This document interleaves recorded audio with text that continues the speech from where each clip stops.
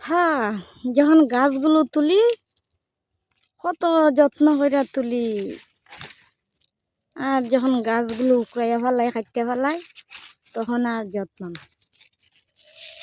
লাও তুলবার সময় তুললা লাও, যদি ওই আমরা কাটমু, গাছ তুলমু, গাছ রোয়াইমু, গাছ ছিড়মু, আগা ভাঙ্গা দিমু, আবার ডিম দিব, আমরা এটা নিয়ে থাকি ব্যস্ত, বুঝছেন?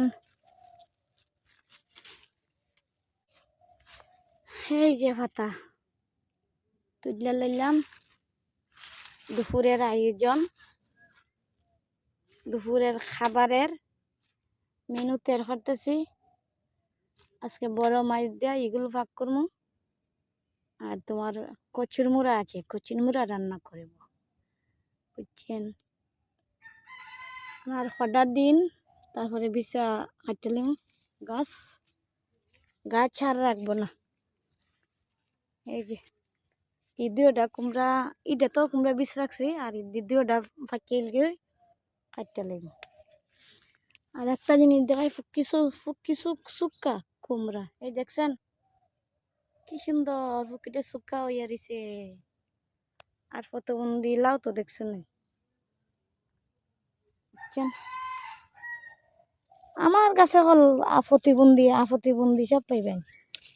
এই জন্য বলছি ভিডিওটার সাথে থাকবেন, অনেক কিছু দেখতে পারবেন। ওকে,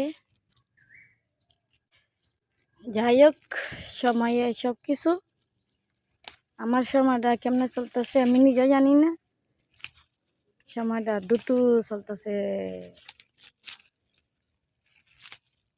দরকারি সবাই সময়েই ভালো যাক, সবার মনের আশা পূর্ণ হোক।